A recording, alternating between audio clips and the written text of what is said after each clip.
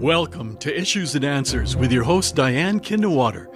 Issues and Answers is presented as a public service to inform, educate, and better the lives of New Mexicans. And now, Issues and Answers with your host, Diane Kinderwater. Welcome to the program. I'm Diane Kinderwater. Do you have travel plans this summer, this fall? I bet you do, because there's a lot of pent-up demand to travel because we haven't seen family and friends and maybe even business associations since COVID hit us 2 years ago now, over 2 years ago. So the records show that a lot of people are traveling, and a lot of them are traveling by air. So does that raise the question, with all that demand, does that affect the safety of our travel? Well, you know, there's that saying that air travel, the only thing dangerous really about air travel is getting to the airport. Is that still going to be true? Well, in the program today, we're going to be discussing the safety of travel. How does this pent-up demand affect us? How does the recent mergers and acquisitions affect us in travel? How about the price of gas and fuel? We know when we go to the gas pumps how expensive it is. What about those big jumbo jets? What do you think that does about the safety of travel? All kind of the uncertainties, and always there's a chance that pilots might go on strike. Well, all these things can and do affect our safety. So we will talk to Dr. Alan Diehl, who is a former air safety investigator, and hear about his top 10 lists of how we can make ourselves safer. And I think he has more than top 10 these days because he's been working as an air safety investigator for decades. We're going to learn about his experience, what he knows about safety, and also look back in time at a couple of the air crashes right here in New Mexico. If you recall the TWA crash, I think the plane parts of the plane are still in the Sandia Mountains. And do you remember the husband of Elizabeth Taylor?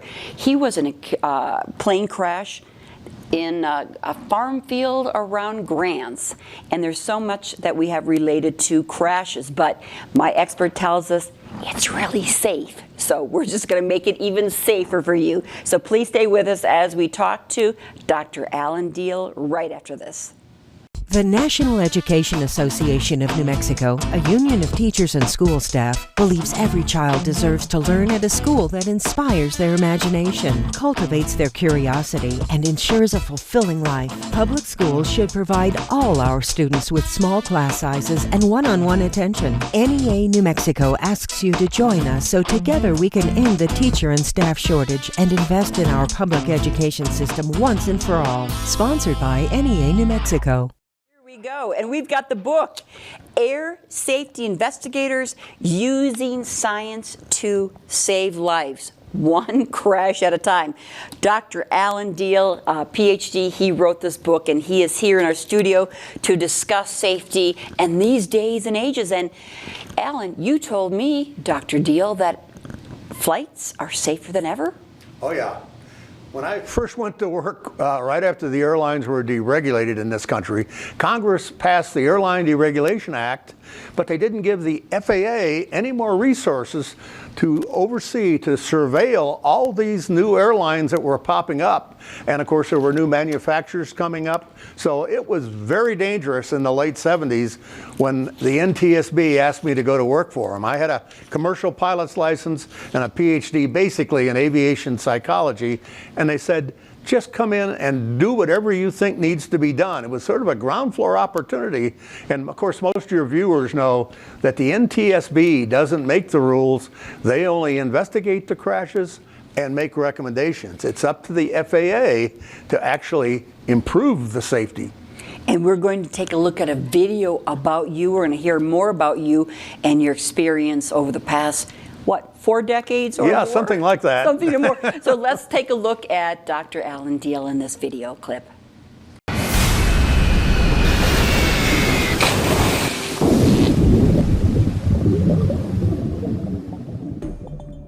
After narrowly surviving a plane crash, a young engineer makes aviation safety his career. He then becomes a psychologist to address the primary cause of accidents: human error. Now he must investigate crashes and identify ways to keep the skies safe. Dr. Diehl's new book provides an insider's account of how he and a select group of dedicated individuals protect everyone who flies. Read how he scientifically uncovers the reasons for deadly plane crashes and methods to prevent tragedy from striking again. But when senior government officials balk at his safety reforms, he becomes a whistleblower, knowing they will retaliate.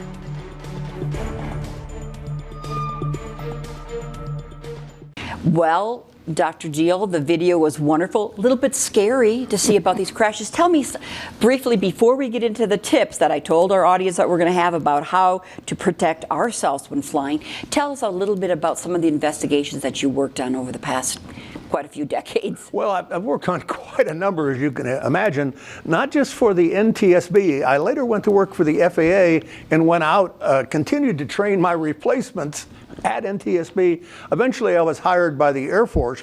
The Pentagon has a lot more accidents than the airlines do, and so they wanted me to come out and see if I couldn't help them with their problems. And again, a lot of progress in recent decades, but unfortunately, I had to become a whistleblower a couple times.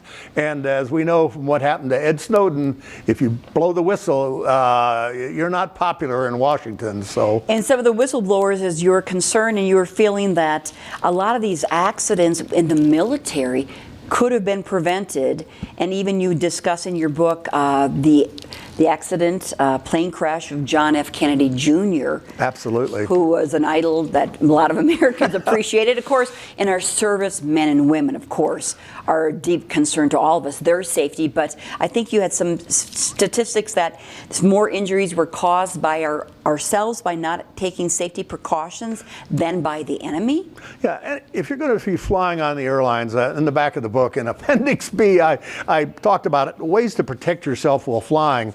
And these are statistical numbers. Right. I'm not presenting any numbers, but they're based on my looking at the statistics. For example. But I mean, before we get into that, you found out through the years that there are safety things that the government, the military, they weren't even doing that they should have done.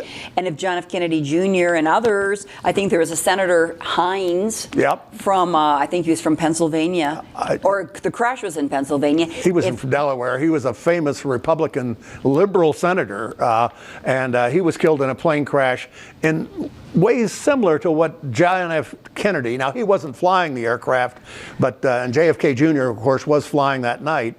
But to cut to the chase about what happened to JFK Jr., while I was at the FAA, I developed a training program that had been shown to reduce pilot error accidents in general aviation, private pilots.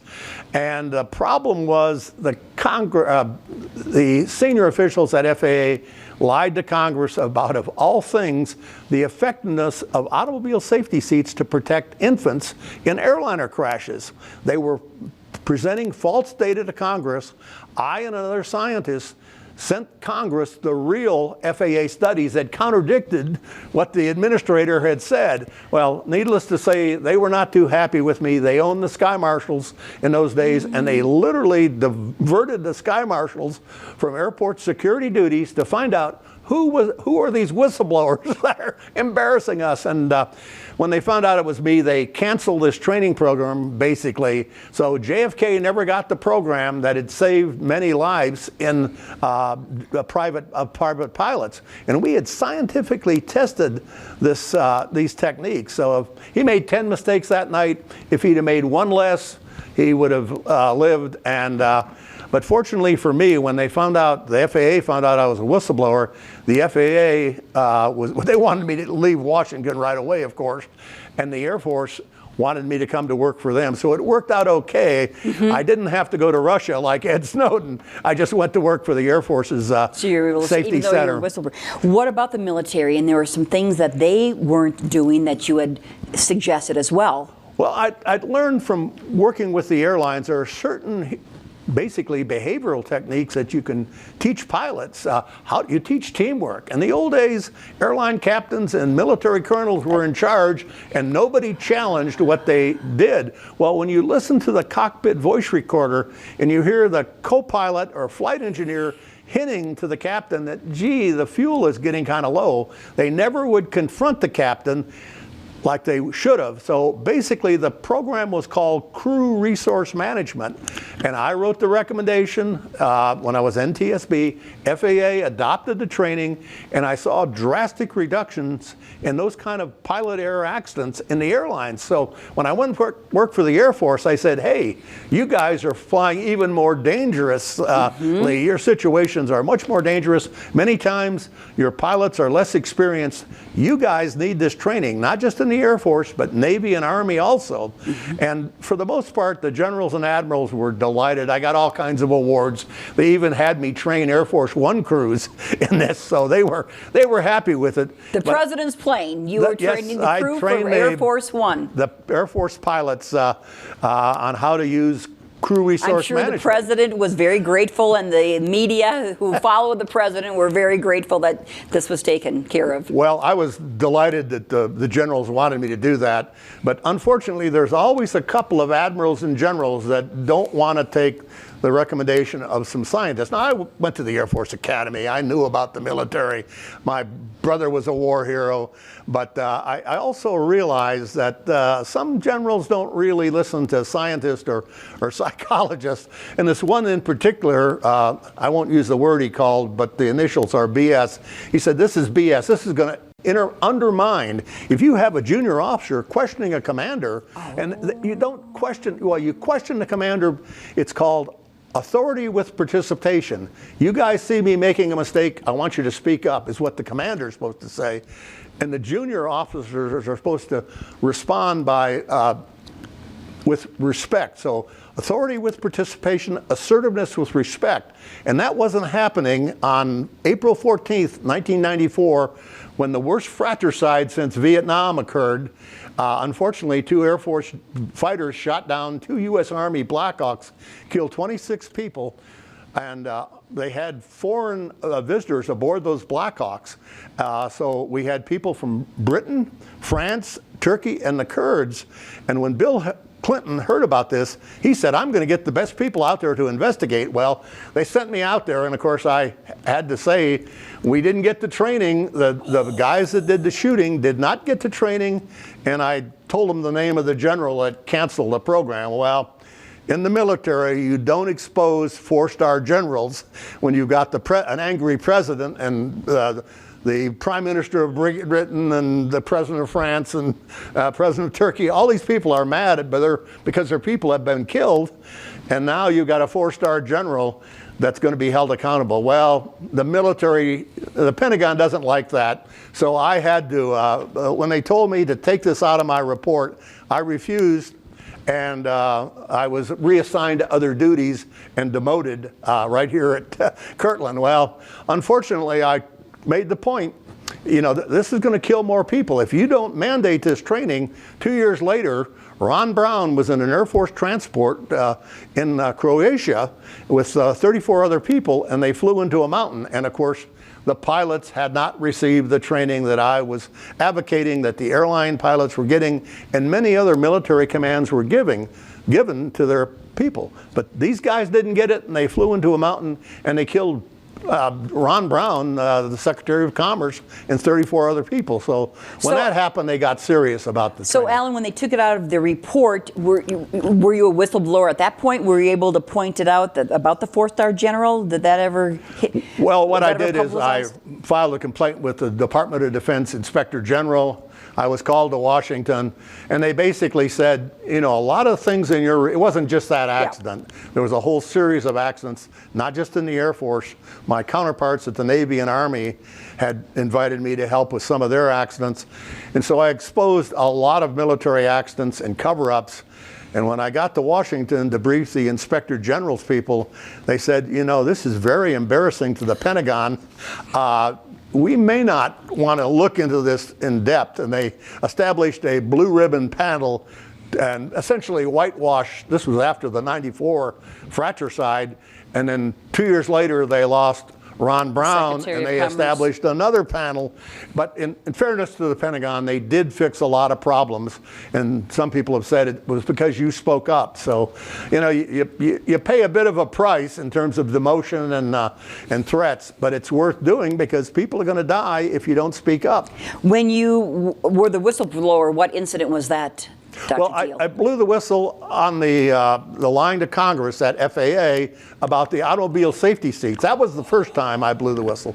The second time I blew the whistle. And they didn't want to have the child safety seats on the planes, or what was the situation? The airlines it didn't want parents to bring those seats aboard the airplane because it takes time to load passengers. And so their stance to the FAA is, we don't want the automobile safety seats on our airliners. And the FAA was too sympathetic to the airlines and not to the flying public. So I and Dr. Bill Shepard, another scientist, said we've got to speak up. So that was the first time I blew the whistle. So how did you speak up? Did you? Well, we sent the reports that the FAA had that showed that the seats do work, contrary to what the administrator just testified to in front of Congress. Well, needless to say, the administrator was not happy about this. In those days, this was before 9/11. There were only 25 sky marshals, and some of them were diverted. And in those days, it wasn't Arabs that were hijacking airliners; it was Cubans. And we actually had somebody that killed a cop hijack an airliner from Albuquerque and take it to Cuba. So that's what these guys were supposed to be doing. But instead, they were diverted to find out who was the whistleblower. And of course, I eventually admitted it. And they basically said, you need to leave town immediately. Fortunately, the Air Force hired me. I got to do the Air Force One training, a lot of other things. But eventually, I was assigned to investigate that worst fratricide, and I wasn't going to cover up the fact that a general had caused this accident. So regarding the child safety seats, after you did the whistleblowing saying there's a report saying that they are safe, did Congress then require the safety seats? They harassed the FAA, thanks to the Flight Attendants Union, but they fundamentally have decided to leave it up to the individual carrier. So if you're going to fly on an airline, and you've got an infant under 2, it's up to the individual airline to decide whether or not you can buy a ticket or bring an automobile safety seat. And by the way, they really do work. But of course, you've got to keep in mind, airline crashes are so rare that it's a lot of money and for a marginal improvement. But if you do crash, your infant's going to be much safer if he or she's in one of those car safety But today seats. it's up to the airlines It's to allow now up to the airlines. They never did absolutely mandate. Now, in other countries, a different story. They do mandate the automobile safety seats or the approved safety seats. So what is your recommendation? We're going to go through some of your top 10, and one of them is the safety seat. What is your opinion? Parents should bring them on? I think it's worthwhile. Now, I understand it's an economic burden, and if you're going to drive instead of fly, I'd say leave the safety seat at home and fly commercially, because it's certainly safer than driving a long cross-country trip. But there's several things you can do just to improve your chances. Now, again, we've got to remember that your chances of dying on a particular airline flight is like 1 in 10 million. You're more likely to be hit by a meteorite or killed by a shark than you are to die in an airliner crash today. That wasn't true in the early days of deregulation. But I found over the years, flying on the bigger aircraft are safer. The jumbo jets, the big jets are better than the regional jets, which are better than the little commuter flights. So. And why is that? I mean, just statistically, there are fewer crashes. I mean, the smaller commuter planes have more crashes than the big jumbo jet, or just because they're bigger? What's the reason? Both. Statistically, okay. The bigger jets have better automation, frankly, for the most part. They also have more senior crews. And, this is kind of a statistical anomaly, but they make fewer takeoffs and landings. And we all know takeoffs and landings are the most dangerous part. Okay. And they also structurally are much stronger than the commuter flights, commuter aircraft. So there is some advantage. Bigger is better. Okay. But again, a lot of times, you can't fly a jumbo jet from Albuquerque to Santa Fe. You may have to take a commuter And I guess flight. I would think, as a layperson, a smaller, more agile aircraft would be safer. The little commuters would be safer because they're smaller. there's But that's just that's statistically really wrong. not true. Okay, Even though yeah. they are more maneuverable, remember the crews are less experienced. They literally have less structure. When you crash, that structure deforming on impact is one of the things that protects you in a crash. And of course, in this book, I talk about how, with Ralph Nader's help, I actually got shoulder harnesses installed in general aviation aircraft.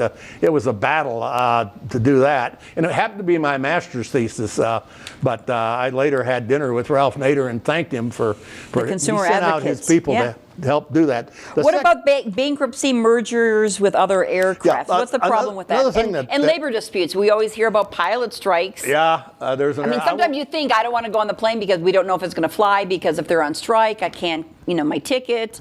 But there's also safety concerns. Yeah, right, Diane. There's problems. If there's labor problems in an airline and you've got another airline you can fly on for roughly the same price, fly with the other airline. It's a little safer. Also, when there's mergers, remember the seniority lists are being integrated, so a lot of things are going on behind the scenes that you don't see as a passenger that may affect pilot and flight attendant decision making, and you want them focused on safety, not about where they're going to. There was a concern about the mask. There were the unions, the pilot unions, the that's a contemporary problem because of COVID. Right. But that caused contention. Absolutely, and of course, a lot of the pilots haven't been flying, so they're now going back through simulator training. But again, keep in mind, safety really is the number one priority of the government and the airlines, so you don't need to panic. Don't take that long drive cross country because you're worried about your airline being unsafe. What about the price of fuel? Do you think that affects anything, the uncertainty, other than the cost? Well, they may try to save fuel by taking literally shortcuts, but in general, the pilots are very responsible, and they do, they like to say they're the first one at the scene of the accident, right up there in front. So I don't think that's a big problem. Obviously, it's an economic problem. I don't think the price of fuel is a safety problem. There are other things that What about where you sit on the plane? Well, because that's what you get on, and of course you fly Southwest. You have a choice where to sit. But other airlines, you get to choose your seats now online. What's your idea? In the front, in the middle, in the back? I hate to be coy, but it depends. I tell people it's best to either sit in an exit row or very close to an exit row, but the most important thing is to know where the exits are. Literally count the number of rows, because if that airplane is full of smoke, now there's lights on the floor to help guide you to the location of the exits, the exit doors. But it's a good idea to know where the nearest exit is, and it may be behind you. Human nature, I'm a psychologist, but human nature, so many times when I go out and investigate these accidents, everybody would rush towards the front of the aircraft, even though there was an exit right behind them, and they'd say, well, we boarded there, so it's human nature to want to rush to get out the way you came in. So be aware there may be an exit right behind you, and know where that is. But sitting in the back isn't better than the front? Probably statistically it's slightly better. The structure over the wings is very strong, so it's slightly better. And of course the exits are usually over the wings on the bigger aircraft anyway. So I like what you say about what to wear. Yeah, now wear natural fabrics. The nylons and rayons and so on, they melt in heat. Wool, leather, natural fabrics are better than wearing synthetic fabrics. And I think the next thing I talked about. And keep on your jacket when you're, because it's the takeoff and landing. For takeoff and landing, if you can.